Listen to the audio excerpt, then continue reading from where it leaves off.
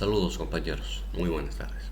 En esta oportunidad dando cumplimiento a la tarea dada por el doctor Antonio Suárez Aguilar del tema 207, Ley del Órgano Judicial y Taller de Expresión, Derecho Virtual segundo año, nuestro grupo analizará el tema la propiedad de la tierra, avasallamientos.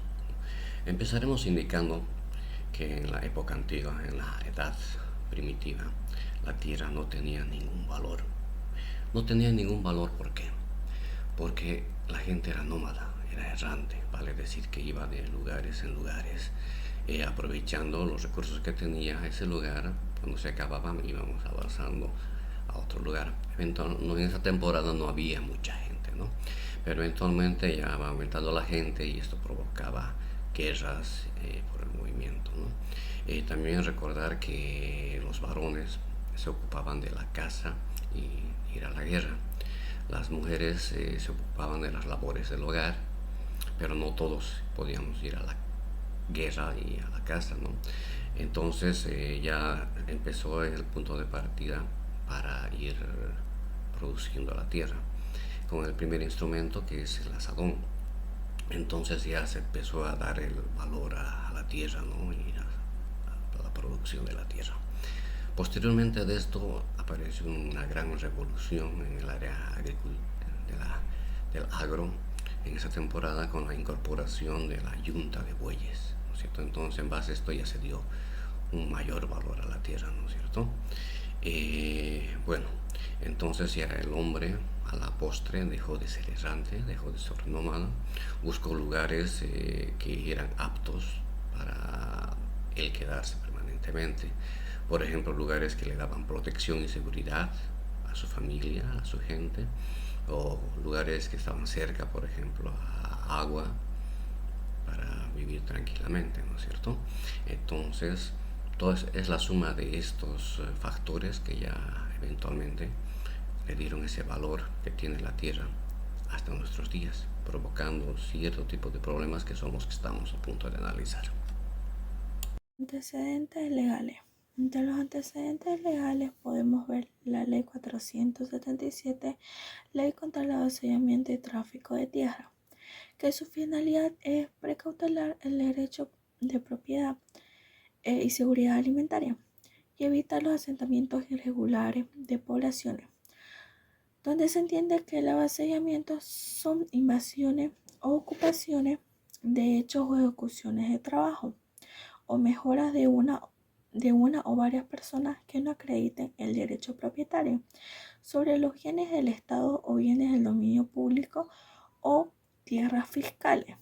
El desalojo de vía jurisdiccional agroambiental se desarrolla primeramente presentando ya sea escrita o verbal la demanda por parte del titular afectado ante las autoridades agroambientales, señalando el plazo de 24 horas para desarrollar la audiencia de inspección ocular y notificación a los demandados. La audiencia se realizará en el plazo de 24 horas desde su traslado. La sentencia que declare probada la demanda dispondrá un plazo para el desalojo voluntario que no exceda de 96 horas. La sentencia impondrá el pago de daños y perjuicios según a lo que corresponda. En caso que no sea cumplido voluntariamente el desalojo en el plazo establecido, pues será ejecutado por la policía boliviana en un plazo de 10 días calendario siguiente. La reconfiguración del escenario agrario a fines del siglo pasado a nivel nacional y en América Latina en general, con nuevos actores, problemas y conflictos, coincide con la emergencia de nuevos movimientos agrarios cargados de proyectos y estrategias de poder que desde sus intereses gremiales cuestionan la estructura de poder y el sistema político nacional de los países latinoamericanos. Estos sujetos agrarios con intereses divergentes demandan soluciones inmediatas a los problemas de propiedad de la tierra, desigualmente distribuida, a la ausencia de apoyo estatal para su producción y para remover los obstáculos a la comercialización de su producción sin encontrar respuestas adecuadas en las políticas gubernamentales. El fenómeno de la concentración de la propiedad de la tierra que se había iniciado en América Latina ya en la época colonial mediante la formación de los grandes latifundios, haciendas ganaderas o cerealeras en las zonas templadas y de plantaciones en las regiones tropicales o subtropicales, se vio reforzado después de las independencias del principio del siglo XIX. Este nuevo periodo favoreció sobre todo a la oligarquía criolla proveniente de las guerras de la independencia. Una simple enumeración histórica nos recuerda los esfuerzos más importantes de reforma agraria desde 1910 hasta estos días. La Revolución Mexicana contra la dictadura de Porfirio Díaz fue un esfuerzo significativo en el cual destacan las luchas zapatistas y el gobierno de Lázaro Cárdenas de 1934 a 1940, que distribuyó más de 20 millones de hectáreas en forma de explotaciones ejidales. La Revolución Boliviana de 1952 fue el hecho significativo de nuestro país. Los campesinos del altiplano se redistribuyeron la mayor parte de las haciendas, hecho que fue legalizado por los posteriores gobiernos. La reforma agraria impulsada por la Revolución Cubana en 1959 expropió los latifundios en manos de cubanos y nacionalizó los que estaban en posesión de compañías norteamericanas. Pero las evoluciones ideológicas posteriores de la revolución contribuyeron a una situación en que el Estado cubano controló directamente el 84% de las tierras y el resto quedó en manos de un sector campesino dividido en 3 tipos de organizaciones: asociaciones campesinas, corporativas de crédito y de servicio y cooperativas de producción agropecuaria. En 1960 se inició una acción de reforma agraria en Venezuela, después de la caída de la dictadura de Pérez Jiménez. Sus primeros años tuvo un cierto impulso, pero posteriormente lo fue perdiendo. Según las cifras oficiales, 35.000 familias campesinas fueron beneficiadas en los 2 primeros años con 1.4 millones de hectáreas. Según la Federación Campesina de Venezuela, solo 12.000 familias se beneficiaron en ese periodo con 337.000 hectáreas. En Chile, con la llegada de la democracia cristiana al poder a fines de 1964 y con una amplia mayoría demócrata cristiana y de los partidos de izquierda en el Parlamento, después de las elecciones parlamentarias de 1965, se inició un proceso importante de reforma agraria que se profundizó durante el gobierno del presidente Allende, que fue de noviembre de 1970 a septiembre de 1973. Entre 1965 y 1973 se expropiaron 10 millones de hectáreas y se benefició un gran número de familias campesinas. Pero todo este proceso quedó detenido brutalmente al instalarse en el poder en 1973 la dictadura del general Pinochet. En Perú, el gobierno militar del presidente Velasco Alvarado aceleró el proceso de reforma agraria iniciado anteriormente bajo la administración de Belaúnde. Entre 1969 y 1978 se expropiaron unos 10 millones de hectáreas y se benefició a más de 300.000 familias campesinas. Pero el proceso se fue debilitando en las fases posteriores del régimen militar y no favoreció a las comunidades de campesinos indígenas de la sierra, que son los grupos campesinos más pobres del Perú. En los años 80, 2 países adoptaron políticas de reforma agraria: Nicaragua con la Revolución Sandinista en 1979 y Brasil con el inicio de la nueva república en 1985. Las acciones de reforma agraria en diversos países fueron, sin embargo, a menudo seguidas de políticas violentas de contrarreforma, como fue el caso de Guatemala con la contrarrevolución de Castillo Armas en 1954 y de Chile con el golpe militar dirigido por el general Pinochet en 1973. En otros casos, sin producirse contrarrevoluciones violentas, se establecieron políticas más moderadas que hicieron retroceder parcialmente la redistribución de tierra realizada anteriormente. Esto es lo que sucedió, por ejemplo, en Nicaragua después de la pérdida del poder sandinista. En otros países de América Central hubo también algunas acciones de reforma agraria, como en El Salvador en los 90, que fueron consecuencia de los procesos de pacificación después de las verdaderas guerras civiles que afectaron a esa nación. Las reformas agrarias en América Latina y sobre todo el resultado de cambios políticos significativos en los países donde se desarrollaron, estas no fueron esencialmente la consecuencia de la presión social de los campesinos para acceder a la tierra, aunque en varios casos con esta presión ha sido fundamental para las acciones de legalización de tierra. En el caso de El Salvador, Perú y Honduras, al igual que en Nicaragua, un gran número de cooperativas de producción establecidas por los procesos de reforma agraria se han dividido posteriormente en propiedades individuales por la presión de los campesinos.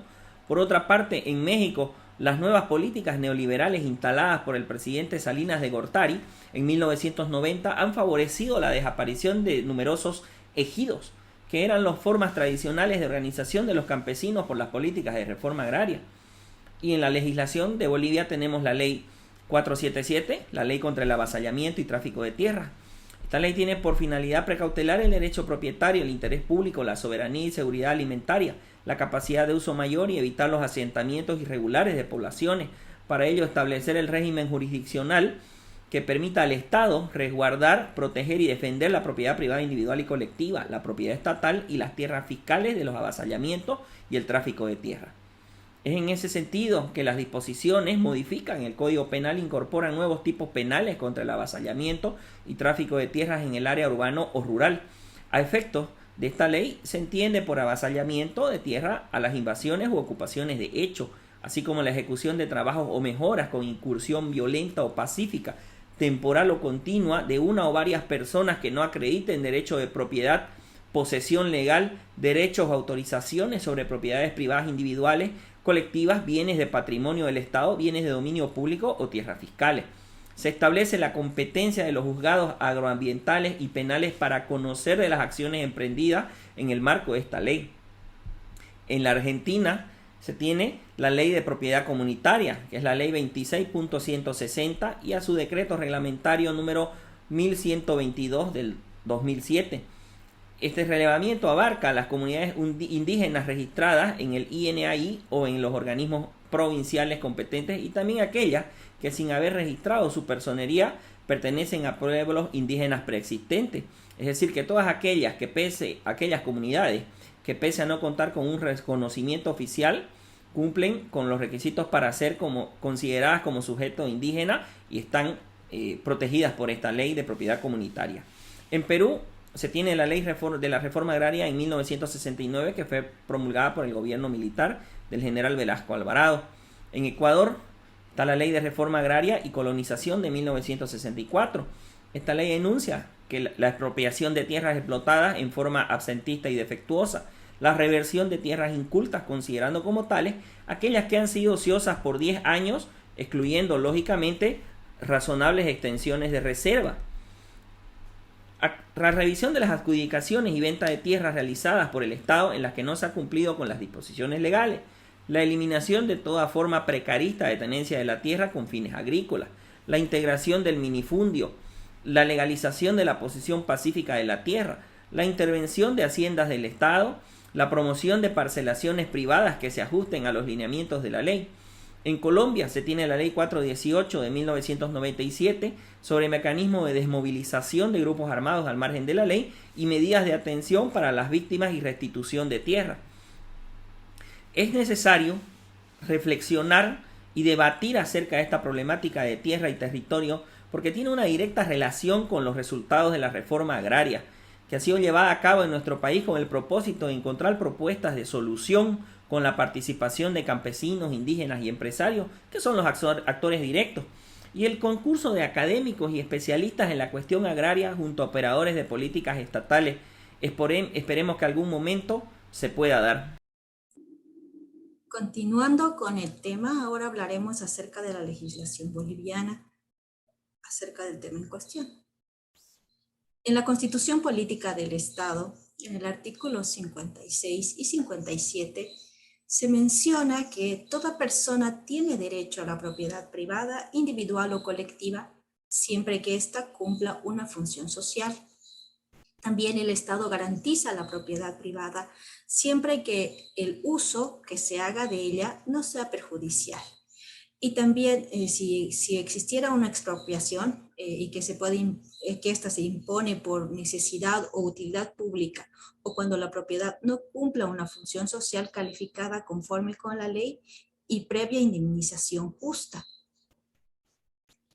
En la ley 477, que es la ley contra el avasallamiento y tráfico de tierras, esta fue promulgada el 30 de diciembre del 2013, esta ley tiene por objeto establecer el régimen jurisdiccional que permita al Estado resguardar, proteger y defender la propiedad privada, individual y colectiva, la propiedad estatal y las tierras fiscales de los avasallamientos y el tráfico de tierras.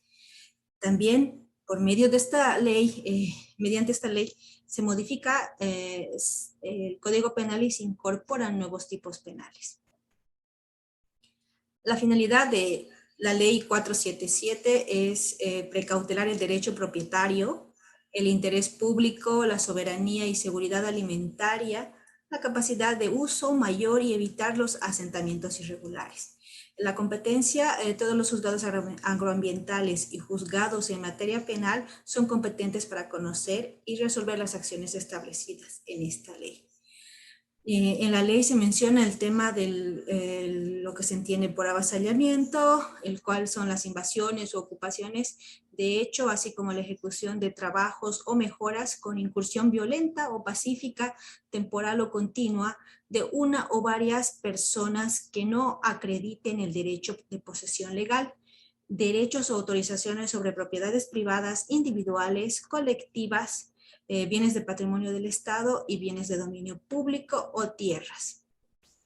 Los artículos que se incorporan al Código Penal tratan de lo siguiente. A partir del 337, el tráfico de tierras, mencione quien realice este tema del tráfico de tierras será sancionado con una privación de libertad de 3 a 8 años.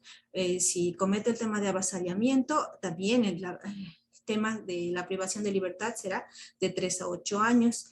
Y cuando hay un agravante para este tema, se produce un agravante cuando quien haya cometido el delito sea un servidor público y especialmente en aquellas entidades relacionadas con el acceso a tierra rural, urbana, ya sea reincidente o sea carecido. En esta parte vamos a hacer un pequeño análisis de lo que ha sido el caso Las Londras. Las Londras, que se encuentra ubicado al norte del municipio El Puente, a 160 kilómetros en línea recta, cerca del municipio de San Julián. Estos predios se han venido viendo en conflicto desde un momento en el que se menciona de que se filtró información de que actualmente el INRA se está encontrando en un proceso de saneamiento por estas tierras, puesto que anteriormente en el año 1989 ya había una sentencia agraria la cual otorgaba precisamente títulos y derechos a los propietarios de este territorio, el cual abarcaba aproximadamente entre 12.000 kilómetros. Pero desde hace 10 años atrás con el INRA se han venido haciendo otros nuevos estudios, los cuales se está verificando, se está estudiando para ver si en realidad estas tierras pueden ser otorgadas a personas privadas, a empresas privadas, a comunidades, puesto que se considera de que esta zona tiene que ser parte de la Reserva Forestal de Guarayos. Si bien es cierto, en este conflicto no solamente existen personas interesadas en este territorio, cabe mencionar de que si bien son ocupadas por empresas madereras, empresas agrícolas, que ya vienen trabajando, incluso estas tierras han sido alambradas para poder demarcar su limitación con otros predios, se considera de que al no tener en la actual ley, que es la 1715, al no tener un título de propiedad, no se considera que sean propietarios de estas tierras, pero si bien es cierto, están siendo ocupadas por ellos. Por otro lado, también existe la parte demandante de un grupo, de una comunidad que quiere colocar una comunidad, que quiere decir iniciar, asentar una comunidad en esta región, porque obtuvieron la información del INRA, la cual se encuentra esta tierra en proceso de saneamiento, es decir, que esta tierra aún no tiene propietarios, y es más, el Estado, haciendo un análisis a este caso, tampoco debería de otorgar títulos de propiedad a ninguna de las partes si se considera que llegará a ser tierras fiscales, tierras de Reserva Forestal de Guarayos, como lo mencionaba anteriormente. El avasallamiento de estas tierras no solamente se ha visto en lo que es Las Londras, se han visto también en otros casos anteriormente, en el cual también se han producido enfrentamientos entre los que dicen ser propietarios, entre las personas que se están ingresando a este territorio. Lo que se debe de hacer es esperar que el gobierno, que el INRA realice un saneamiento. De acuerdo a ese saneamiento, que vean y verifiquen si estas tierras pueden ser otorgadas de manera privada o no. Y de no ser así, pues lo que tendría que ser es que ninguna de las partes tendría que quedarse con este terreno y tendría que declararse como territorio fiscal. Pero de lo contrario, se tiene que hacer un análisis, se tiene que verificar, se tiene que ver cuáles son las partes, las demandas, en qué se basan para querer obtener el título de propiedad. En verdad que es un tema bastante amplio, es un tema que requiere bastante análisis y profundidad, y las mismas es lo que están haciendo precisamente en la actualidad el INRA para ver de qué manera puede solucionar este caso que es las Londras. ¿Cuáles son las instituciones que intervienen en avasallamientos? En cuanto a conflictos de avasallamiento, las instituciones que intervienen son los juzgados agroambientales y los juzgados en materia penal. Los modos de proceder son de la siguiente forma. 1. Ante el juzgado agroambiental. La persona afectada debe acudir a un juzgado agroambiental de su jurisdicción o al más cercano posible. Presenta una demanda en contra de los avasalladores con su respectivo título ejecutoriado expedido por el INRA o su trámite de saneamiento. Dentro de las 24 horas se acude a una inspección ocular, donde se notifica al demandado para una audiencia. Si la demanda es comprobada, se emite la sentencia con la demanda aprobada dentro de las 72 horas y se otorgan 96 horas para que los avasalladores puedan desocupar el lugar. Si los avasalladores no desocupan el lugar, es atribución del juez desalojar con la fuerza pública dentro de los 10 días como plazo máximo. 2. Ante el Ministerio Público. La persona afectada puede acudir ante el Ministerio Público para hacer su respectiva denuncia por el delito de avasallamiento establecido en los artículos 337 bis, 351 bis y 351 ter del Código Penal. Ahora, ¿de qué se ocupa el INRA?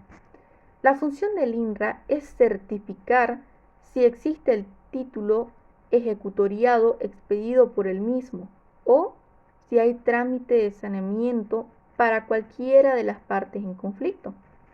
Una de las instituciones que también podría formar parte del caso es la ABT, para certificar si existe autorización de desmontes en estas áreas de conflicto, como podemos ver en el caso de supuestos avasallamientos en áreas protegidas de la Chiquitanía, donde al menos 300 hectáreas han sido taladas, según una noticia emitida por el periódico El Deber.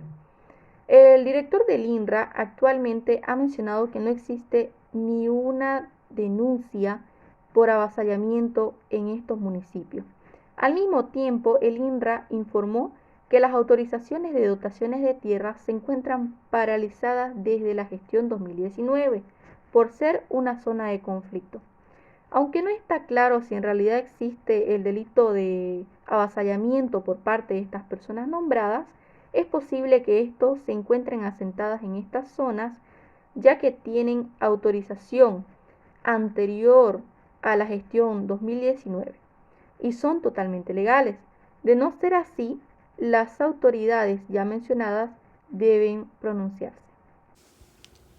En nuestro país hoy en día, para ver el tema del avasallamiento, existe la ley 477 que fue promulgada el 30 de diciembre ya del 2013. Esto con la finalidad de poder precautelar el derecho de la propiedad o el derecho propietario, el interés público también, la soberanía y la seguridad alimentaria, la capacidad de uso mayor y evitar también así los asentamientos irregulares de poblaciones en tierras que no están destinadas para este fin.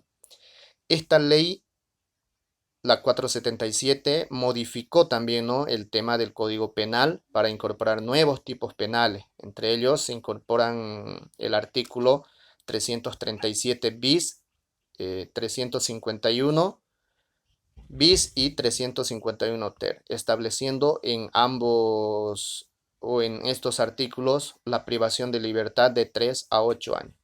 Esto con el fin ya de frenar el tema de las invasiones a territorios que no son destinados para el asentamiento o que no respeten el derecho propietario, que en Bolivia se ha visto mucho este último tiempo. Muchas gracias.